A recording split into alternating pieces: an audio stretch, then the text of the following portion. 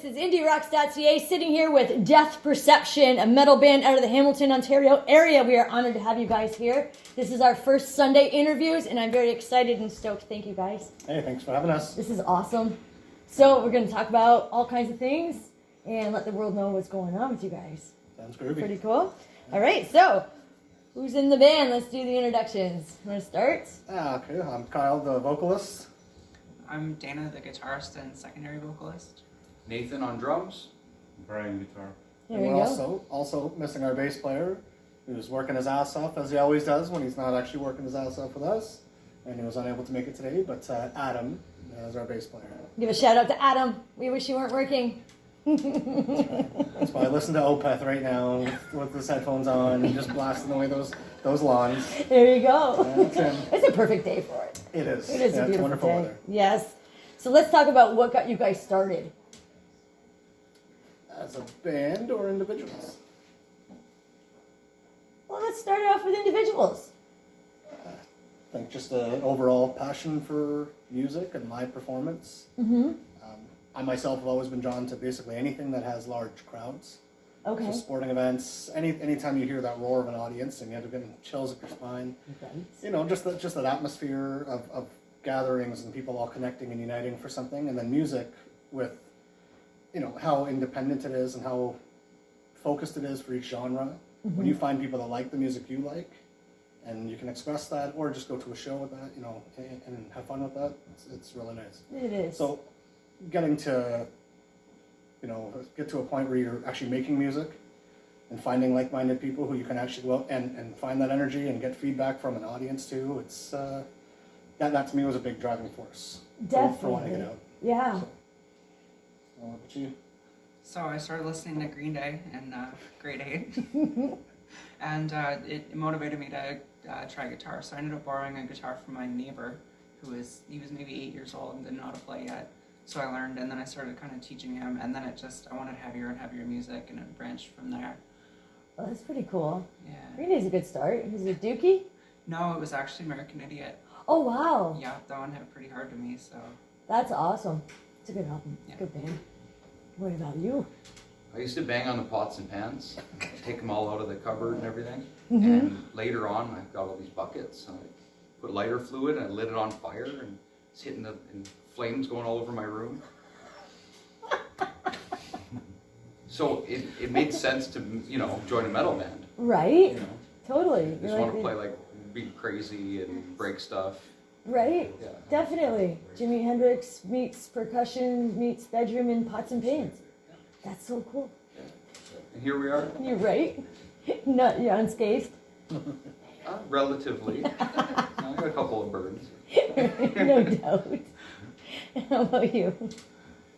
Well, I wanted a guitar when I was little. I don't know why, and Dad asked me if I wanted an acoustic or electric, and I just thought electric was cool. So the music got heavier and heavier throughout the years, and that was always my go-to. That's awesome. So, as a band, how did you guys come together? Actually, I was in another project with one of our old members who literally invited me to come up and just hang out and watch them practice. And I ended up getting the mic set up by Nathan, and from that day forward, I ended up becoming the vocalist.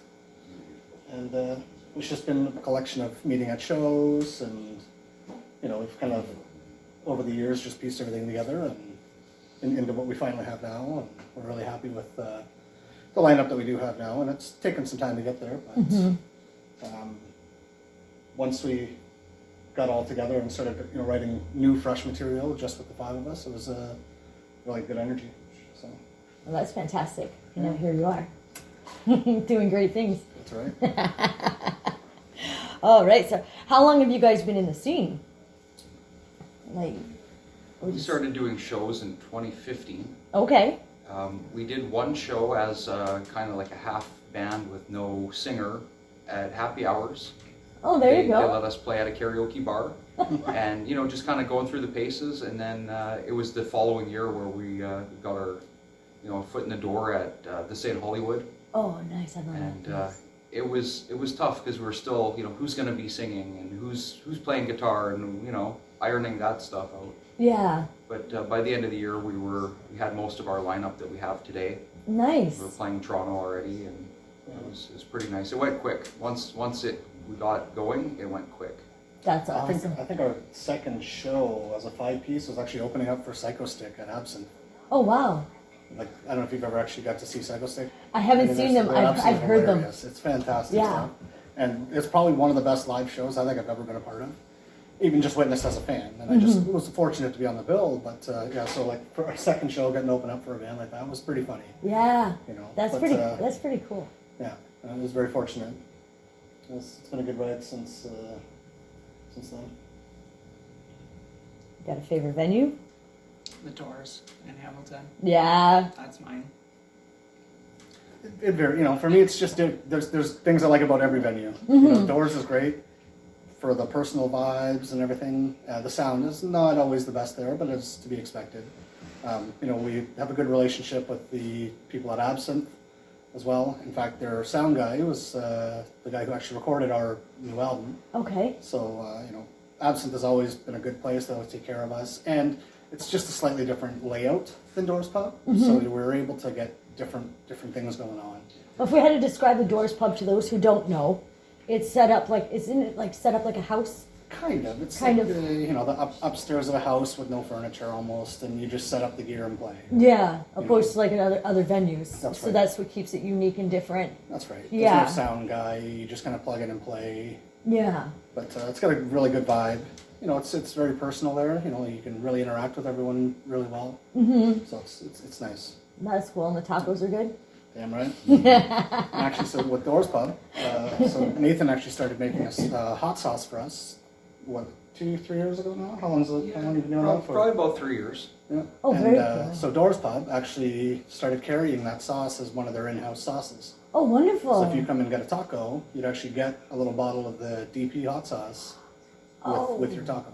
That's fantastic. Get some hot sauce. You Shout go out to Doors Pub. Right. Shout out to Tyler. Yes. Yeah. That's so cool. So if you were, pardon me, if there were new people out there that hadn't heard your stuff and they were like, oh, that sounds pretty cool, got to check them out. How would you lure new fans? Like, do you have a particular song that you would introduce yourselves with, or do you have like a? I think the one thing about this album is that it's not 10 of the same songs. So I feel like it's almost like, we could bait different people with different songs. Not that we're trying to, we just wanted to make the music we enjoyed making. And Most these were the songs definitely. that were already kind of being worked on. And this is what we ended up coming up with. But it's not going to be just 10 of the same rehash type songs. So it's tough to really say. It depends what kind of audience you want to go for. Yeah. There's a little bit more melodic stuff, Ashes to Mourn. It's got a good vibe to it. That way it's Scars Over Skin. It's a little more brutal, a little edgier. So it's just different tastes for what you're trying to go for. Exactly.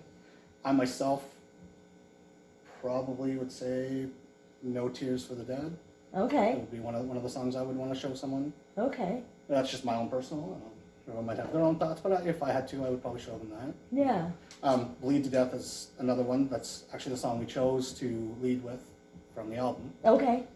It's another pretty in-your-face, punchy track. So, I mean, I'd say most of the music is more designed for live shows and being in the pit. You may not get the same energy if you just listen to the album through speakers as you're Right. going to get. You stand on the floor and watch us play. Which we are working on. That's right. Right? Soon enough. Soon Yeah, enough. it's coming. It's coming. I can feel it. I'm so excited. Yes. All right. So let's go and talk about this tour I heard about. Did you go on a tour into Cuba? When we played in Cuba. Yeah. Yeah. Let's talk about Cuba. So the first time we went, me and my wife, we went on a vacation, and there was this band that does all the resorts. They're Okay. like the house band and they travel around to all the resorts. So I had a metal shirt on. They see me and they're like, "Hey, we're a metal band too, actually, but that's what we do at home. We don't do that for the resort." So we started talking to them, and they introduced themselves as Claim. Their band is called Claim. and they invited us to come down, and they said there's a yearly festival in Holguin, and come down to the festival.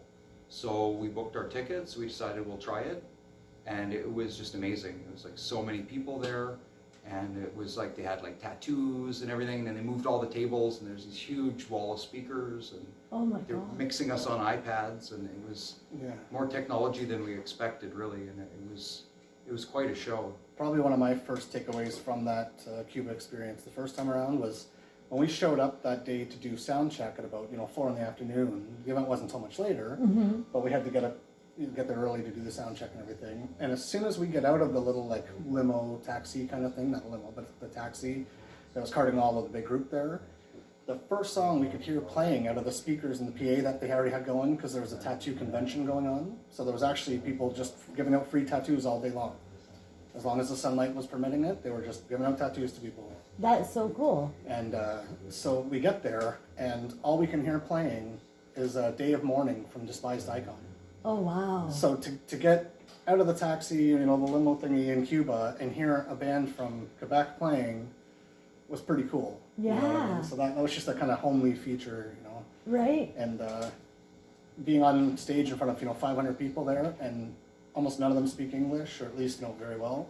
So here I am, just naturally saying things in English, and you can literally hear a pin drop when I'm done talking. It was good though. It was a good vibe. That's cool. You guys get a good response and received. Oh, totally. Yeah. The first couple songs, from the set, everyone was just kind of standing, kind of watching, getting the vibe for us. And I think it was the fourth song in, and the whole pit just exploded. Oh wow. And throughout the set, I threw out a couple different T-shirts, and each time I threw out a shirt, everyone just went crazy and kind of was fighting over it, and it was like a big deal going on. It's like So, catching the ball in the game. Yeah, it was, Everybody dies for it. it That's was a so totally cool. different experience. To be here, who just playing small local gigs, and then to go there in front of a massive audience, well, what felt like a massive audience for us, and then 500's coming off pretty stage, massive. and you have all these people asking us for photos. They're literally, photo, and sign everything, and it was like, holy shit, okay, that's. That's awesome. That's an experience. So then the second time we lined it up, we tried to go back to do the same festival again, Okay. but with the different things going on politically, there was an oil shortage. And in Cuba, they had said that they were not going to be shipping on any of the bands around because of the lack of fuel. Okay. And so we still had committed. It's tough for everyone to switch their vacations all around. So at that point, we'd already committed to going to Cuba at the time.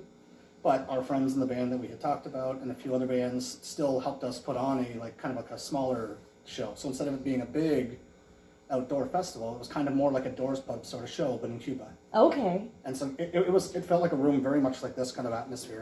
And so to have that, room filled with people who were there, and some of these people had actually got to see us prior. Oh, wonderful. So having fans come back and be like, I was there when you played before, I was there last time, was pretty cool. That It was is It awesome. was a very fun night. Yeah. Oh, Very that would be well received. amazing to go to. I've never been to Cuba. Oh no? No, I really No, it's a haven't been must. anywhere.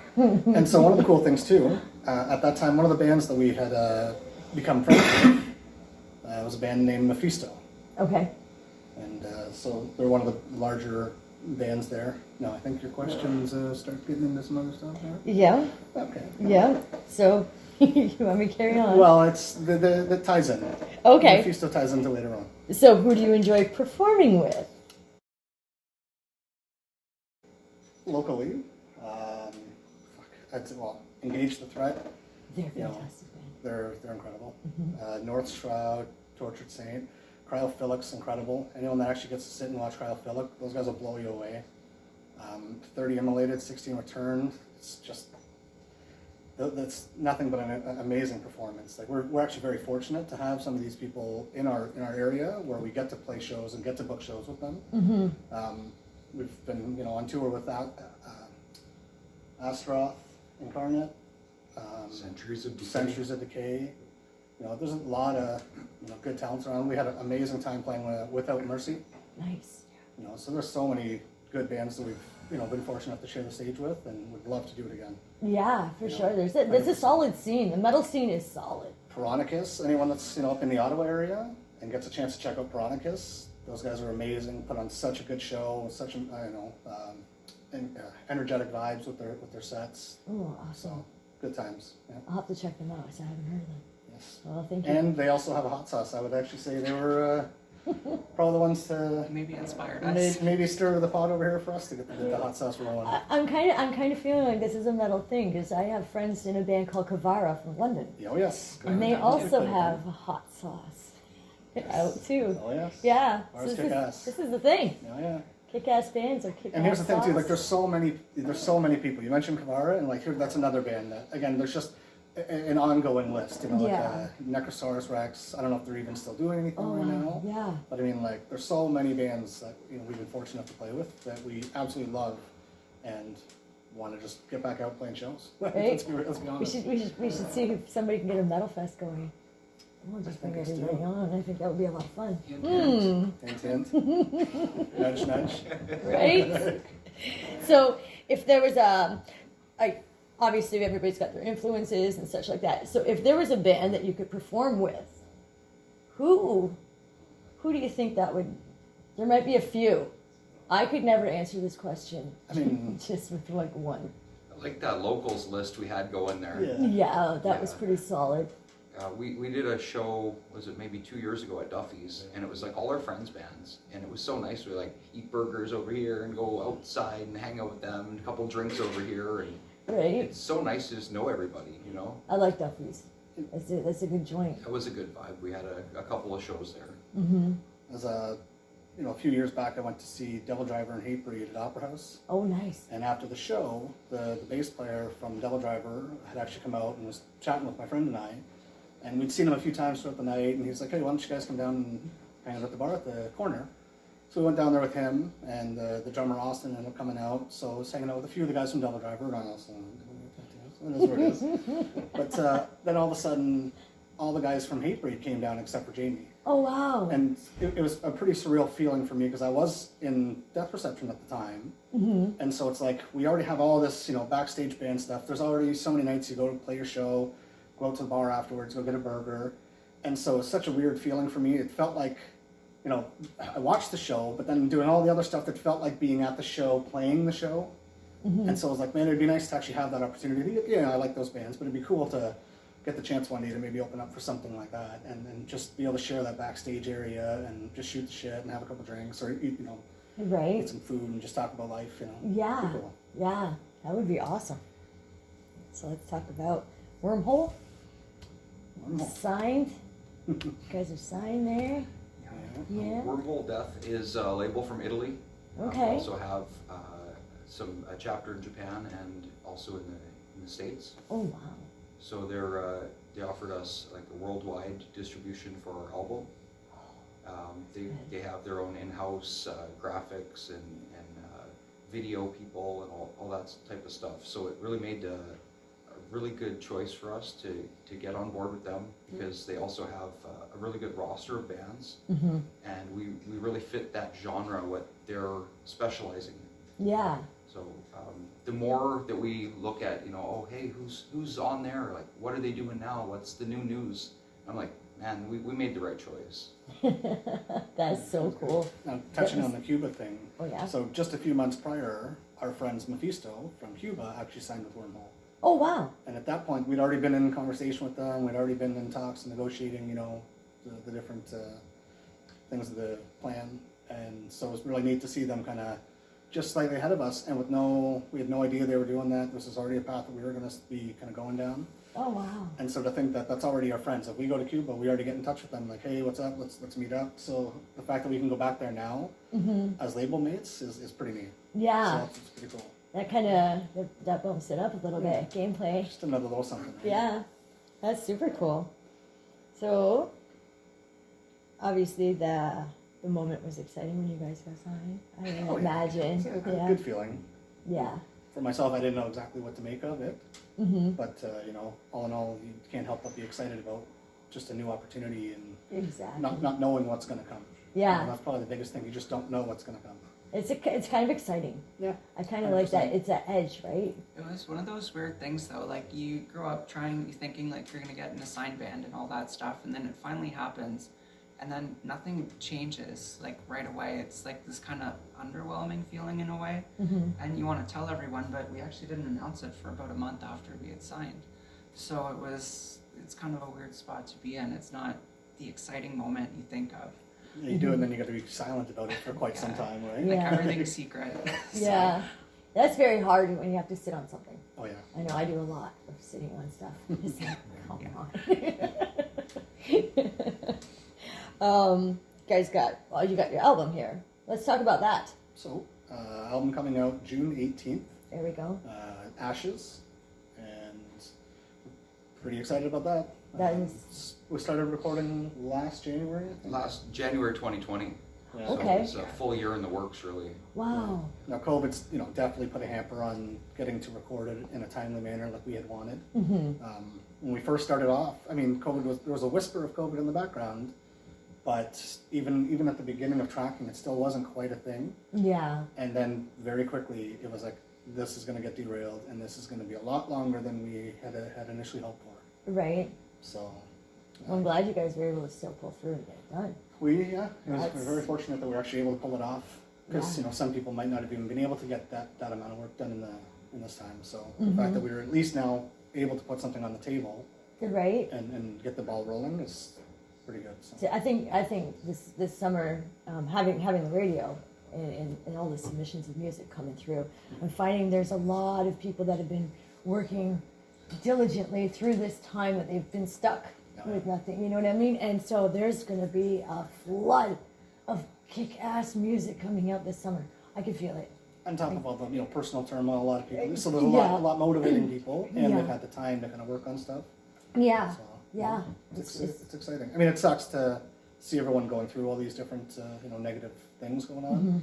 At the same time, there's a lot that will come from that. Exactly. They'll be And inspirational. as musicians, songwriters, we're feelers. Yeah. So and having that, I find having the having that sense of being able to connect and feel with emotion, Oh, yeah. and taking this whole experience, I think it's going to make for some serious writings. Yeah. Songs are now going to be different. Nobody's going to be singing about the same thing Well, the because other we all thing- had to experience something, right? The other thing I do question is, are we still going to get, when you invite people to come out to watch a show on a Saturday night, are you still going to get people, or as many people, telling you that they're staying home so they fold the dishes, or Yeah. are they actually going to come out and support music, and not just your band, but because they want to get out? Not that they don't want to support your act, but in total, there was definitely people starting to kind of move away from Yeah. going out as much. Yeah. And I really feel like people are now going to miss going out. And the second those doors open up, I think we're going to see some pretty active shows. I'd say. Even the one, regardless of anyone's stance or anything, you see there was recently, a couple months ago, 2,000 people in a New York park got together for a concert, I think Madball. Yeah. People are eager. People Yeah. want to get out, and people want to let that steam off in a positive way. And I think Exactly. that we're going to be very fortunate when shows finally do open up, because I think we're in a good place to offer something for people to let that energy go. And Mosh Pit's a great 100%. spot to start. I think it's going to be a good. I think it's going to be a good time. Right. You got any music videos to go along with this stuff out there? Just released our first lyric video for the song "Bleed to Death," which is our opening track off the album, Okay. through Wormhole Death.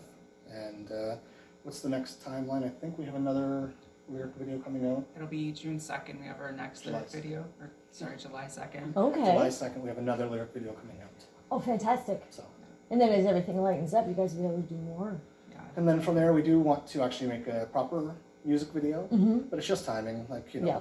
It's tough to coordinate everything, and also, as a band, we're not exactly getting to make very much money, and that's a real thing.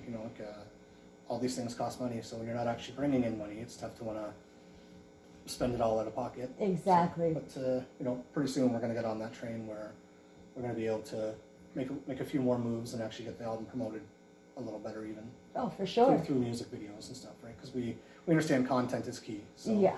the more you get out there, the more people have access to, the more they're going to engage you. Right. So Now, if people are on the web and they're like, oh, this is cool, I want to check them out, do you have a specific place you would prefer them to go to, like with merch or anything like that, or like, do you have a website? So at the moment, I think Bandcamp would be probably the main site if Okay. you're looking for anything merch related. Mm-hmm. Now we do have 2 previous albums that we have released. What do you call them? Maybe like demos or kind of like home recording type stuff. They're just not professionally recorded. Okay, Um, the Garage Days. yeah, Yeah. That's what we've Those been are playing. epic. Those are epic I albums. think some of it was recorded in the garage. 100% they were. 100% they were. So those are the songs we've been playing live. So we still have access to them if people do want to hear them and check them out. Mm-hmm. You can still get those albums on Bandcamp. We have all of our merch available. Shot glasses, hot saws, masks, sweaters. A couple different T-shirts. That's So awesome. there's different stuff to check out. But once the album drops, I would imagine something like Spotify would probably be the best place to, or like iTunes. I honestly don't even know where most people go and try to find all the music at this point. Yeah. I'm just not out there. I know what I find and what I use to get music. I don't know what everyone else is using to get their music. Mm-hmm. But I think all the major streaming platforms will be up there. Right. So, I'm and gonna like I put said, together. YouTube, I'm gonna put together a metal hour. that'd be great. I think maybe every We got day. 37 minutes for you.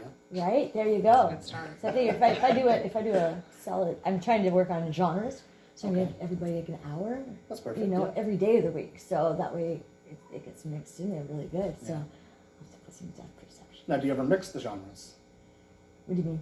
Well, I myself, again, can't speak for other people, but Mhm. if you listen to my playlist, you'd think my phone had bipolar. Like, Oh yes. just because it literally is all over the place. I can't really stand listening to too much of one style, and that's it. hmm So I'm just curious about how much you would mix things around. And Right. Well, I do the independent music hour every Monday to Friday at 7, Okay. and that's pretty diverse. Yes. So it's been really really cool. I'm turning Fridays into New Music Fridays, so that one is pretty mashed up. Nice.